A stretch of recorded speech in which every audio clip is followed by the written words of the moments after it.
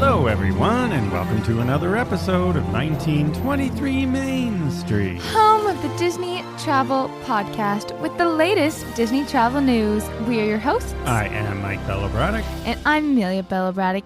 And today, the foodie guide for the EPCOT International Festival of the Holidays with our top picks and what's new. And the first reviews on Jollywood Nights are in, so I want to talk about that. I'll give you my told you so's to Disney, and we'll see, hopefully, what can be fixed by the time we attend. All right, let's dive into another foodie guide. It is the festive season, which means even more food than the normal amount of food Disney has. So we're going to go through, as we always do, check the show notes at 1923mainstreet.com. But today, on this episode, we'll tell you what's new and our top picks from what's new. Because there are some returning good things, but we don't go over everything. So there's just simply too much to go from. So I'm going to dive right into the Bavaria Holiday Kitchen with my first pick, which is a drink. Oh dear. It is the Köstritzer Schwarbrieser Bitburger. I don't know what that is, but it looked good in the picture. It looks like a beer. So I'm going to try that and let you know. Over at the American Holiday Table, there's a new drink there, a new IPA. There's a lot of flavored drinks this year. So the Crooked Can Brewing, it's a Bah Hop Bug. Haha, get it? Disney with their puns. Very pun heavy this year. And my first pick comes from the Tangerine Cafe, Flavors of the Medina. Also a drink. There are a couple of new drinks. There's an Orchard Frost Hard Cider, but I want to try the Gulfstream Brewing Company Holiday Snake Bite. And this is a Florida-based brewery, but it's a 6.5%. That's where the snake bite comes in. And they say it tastes more like cider than beer. So that is a pick I definitely want to try out as I walk my way around. At La Chame Holiday Kitchen, new this year, they have a rougalat, which is a pastry filled with raspberry jam, walnuts, and cinnamon.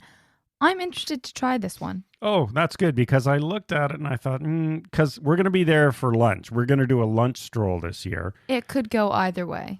So I'm not sure if I'll have room. But I will have room for the Yukon Holiday Kitchen. Not for me, but for others in our family. We do have a top pick from what's new. There is a seared salmon with butternut squash puree, maple bourbon glaze, and fennel arugula salad. And that is new, and it's one of our top picks for someone to try who's not me. You might try that. You like fish. We'll see. Over at Holiday Sweets and Treats. Disney's really stepping up their drink game this year. Lots of new beverages here. There is a Brew Hug Sugar Plum Red Ale. Also sounds interesting. Actually, as I'm going to have to see what mood I'm in. And then the Left Hand Brewing Company Chai Milk Stout. Yeah, some really interesting concoctions to try. At Refreshment Port, there's another new drink, Keel Farms Hard Pumpkin Cider. Yes. And then they have the new at Swirled Showcase. There is so much going on here, so definitely check it out. Yeah, this is a whole new area. Yes. A rollover from Food and Wine that they've made festive. Yes, but I'm so excited. First off, on foods, some of my top picks are what is simply soft serve in a waffle cone, and it has vanilla, apple cinnamon, and salted caramel. Very interested to try some apple cinnamon. I don't know what's going on in there, but I want to give it a shot. Same place also has frozen apple pie, which is non-alcoholic. Very intrigued. How do you make apple pie a frozen beverage? I'm looking to find out. And also there's a cinnamon apple cider there. So we can try and meet both of those, I think. There's some interesting beers. There's also this Mickey-shaped liquid nitro cake in the food area. It's getting a lot of buzz early, but you know That's what? not for me, but I'll definitely try some other stuff. It sort of looks average. It's basically a Mickey head on a stick, and it's like flash frozen. That's the nitro. So nothing to write home about, in my opinion. Oh, another whole new area carryover, Bubbles and Wine. They have a jumbo shrimp cocktail. Looks okay, but I don't want it. And a crab claw cocktail salad. These are both food items, by the way. And you can get a Moet Chandon champagne there. That's a moderately pricey champagne, but so I'm assuming it's going to be expensive and in a small glass. They also have Dom Perignon, which will be obviously way more expensive, and Veuve Clicquot. So if you want champagne, head there. Also new is Wine and Wedge. Did you have anything from here? No, I did not. I did. So they have lots of cheese and crackers, and they have a fig and balsamic souffle, and they have a pimento cheese, bread and butter pickled vegetable dish. But the one I want to try is the artist palette of wine and cheese. So if you sort of like lots of artisanal cheeses and crackers and paired with a wine, that is my pick. Definitely worth trying. Looks quite nice too, picture worthy.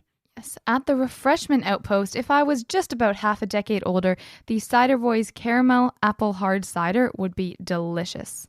And also another holdover is Char and Chop, and they have lots of great food items. So there's one I want to try, and it's an impossible spicy sausage. So yes, it's meatless, but I like spice.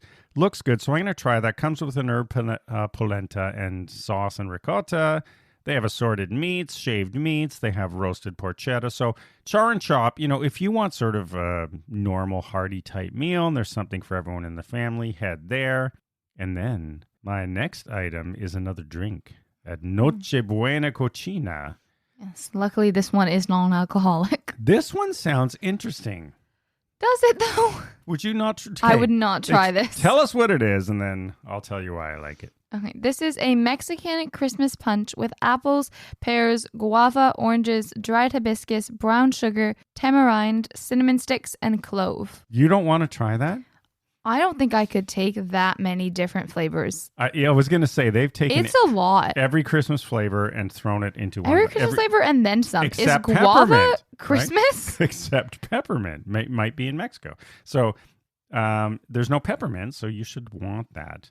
All right, over at Holiday Hearth Desserts. Oh yes, I will be avoiding this pick of yours. Quite a new things. Yes, I'll talk about the first one, which is a mint chocolate mousse wreath. I definitely want to try that. And it looks like a nice little bite-sized dessert. Yes, next, also new this year, they have an apple caramel crumb cake. If you can't tell already, anything caramel, apple, or gingerbread, I will be going to try. What about the next one? Yeah, I might give this one a shot if somebody else had it. This is a chocolate-covered toffee brittle. Yeah, and there's some new drinks there too. This one's interesting. A frozen caramel hot chocolate with Twix cookie bar pieces and whipped cream. This I will also be trying. So they took hot chocolate and froze it. This kind of reminds me of the different specialty coffees that Joffrey's had in the years past that they don't have this year. So I want to give this one a shot because it has a similar flavor profile. Yeah, and once again, this is Holiday Hearth Desserts. There's also a couple of drinks. Wicked Weed Brewing has a Jack Frost IPA and Brewdog has a Butte Stout. Now, at Le Marché de Noël Holiday Kitchen, if you want a little French flair, there is an excellent choice of two new dishes. So one is a smoked salmon in a brioche bun, basically is what it is. It looks quite nice. I would try this one over the other salmon dish. The other one is a sort of a dessert, really. It's a gingerbread Christmas log with milk chocolate and hazelnut ganache. I like it. They're a little small. I think it comes in a trio of little bite-sized things. Listen, in the holidays, everything is a dessert. Breakfast, lunch, and dinner, it's all the same thing. Just eat sugar. It's a problem for yourself in the new year. How about Le Joyeux de Noël drink? So this is Grey Goose vodka with cold brew coffee, sea salt caramel toffee, and peppermint. I definitely want to try that. I'm going to have to sit this one out. Again, it's over by the France Pavilion. Yes. Now, if you want an Italian flair, the Tuscany Holiday Kitchen is next. This one is a me pick, the Dolce Pizza, which is just fried house-made pizza dough with sugar and cinnamon. Gotta make it holiday somehow. I live in that part of EPCOT, the France, Italy pavilion area. Well, I live there. I love the food. I Always like the have. other one. They have another fried house-made pizza dough. And this one is more traditional because it's pomodoro sauce, parmesan, fresh basil. So it's more pizza-like. So you try the sweet one, I'll try the savory one, and we'll see who wins. We'll trade. I try these both. All right, we can trade off. A We'll try them definite both. stop on our list. And if you want something more traditional, there's 4 new items there. So the other 2 are a farfalle pasta with smoked salmon. Lots of smoked salmon. Have you noticed that? It's all over the place. It's a little bit too much salmon for me. The pasta sounds good though. Yeah. So and they also have, a a flourless chocolate torta with chocolate sauce and vanilla cream. Now, we'll head over to Shiwasu Holiday Kitchen. There is a new dish there. It is a sweet potato mochi cake. So remember the mochi ball ice cream we used to like? So it's sort of the Japanese ice cream style. It's gooey sweet potato mochi cake with purple sweet potato cream, strawberry, black sugary syrup, and sesame seeds. Yes or no? I'm so confused how they're making that almost dessert-like with that flavor profile. But I could see it working. So if somebody else got it, I might try it. I think it's worth a try. And they also have a sparkling plum wine that's new if you, well, not you, but if you listening Yeah, want to if try someone something there. out there that is older than 21 would love to give that a shot. Go Now, for a little it. bit of Latin flair at La Posada's Holiday Kitchen. Did you have anything there? Nothing that I can legally try. Well, there's the giant tostada de chorizo. I had that. I wouldn't mind trying that. It's a tostada, chipotle, black bean puree, etc., with chorizo in it. Sounds good. And they also have a tamale that's new with shredded barbacoa beef. So if you want something beef-oriented with Mexican flair, definitely head over there.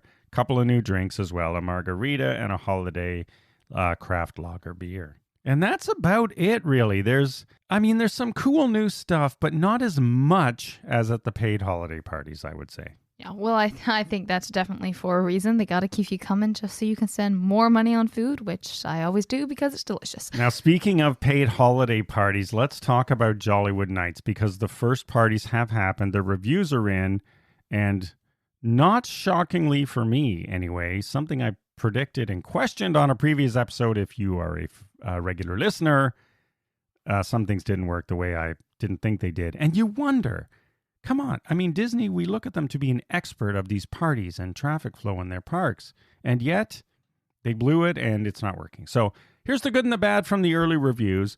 We are going later towards the end of these 10 parties. So we're hoping, our strategy was, knowing stuff's going to happen, right? Because it's new, that by the time we get there, we'll see if they've straightened some of these things out. I think they can. There's been very few parties so far. It's obviously not going to go off without a hitch the first time.